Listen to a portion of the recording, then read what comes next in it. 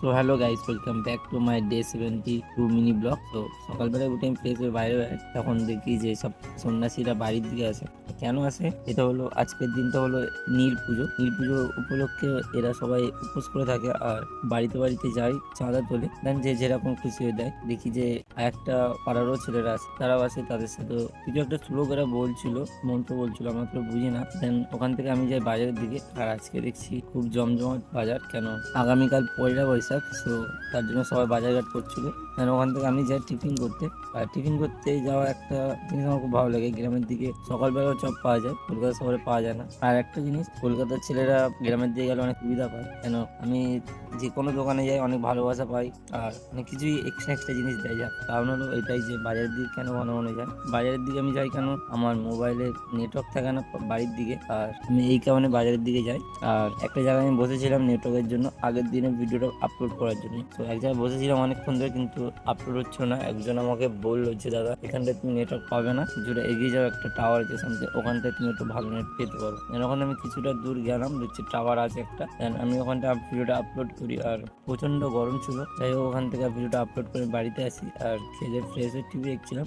আর মামি আমাদের জন্য একটা আইস কিউব বানিয়েছিল আগের দিনকার, ওটা খেলাম আমি আর ভাই মিলে। তো ভাই খেয়ে দিয়ে আমরা কিছুক্ষণ শুলাম। শুলে বিকেলের দিকে আমরা বেড়ালাম, আমি আর আমার বন্ধুটা কোথায় গেল, তো চড়ক দেখতে। আর এই মুখে হাসিটা আমার চড়কের জন্য, আর এখানকার পরিবেশ, আর এখানকার সবুজ গাছপালা আমার খুব ভালো লাগছিল ওই টাইমে। আমরা কিছুক্ষণ ধরে হেঁটে হেঁটে যাই, কেন এই পাড়াটাই না, অন্য একটা পাড়ায় হচ্ছে চড়ক। ওখান থেকে আমরা চড়ক দেখতে যাই, আর এক জায়গায় বসে থাকি। সব সন্ন্যাসীরা আস্তে আস্তে আসে, মাথায় করে শিব ঠাকুর যাকে বলে মানা হয়। শিব ঠাকুরের মাথায় নিয়ে ওনারা যাচ্ছে চড়ক গাছের কাছে। চড়ক গাছের কাছে চড়ক গাছের কাছে পৌঁছাতে ওরা চড়ক গাছের চারিপাশে ঘুরছিল। কিছুক্ষণ ঘোরার পরে একটা জায়গায় ঠাকুরটাকে রাখে, মাথায় যেটা নিয়েছিল। রাখার পরে আমি কাছে যাই, কাছে গিয়ে দেখি যে চড়ক গাছকে সর্ষের তেল দিয়ে মাখানো হচ্ছিল।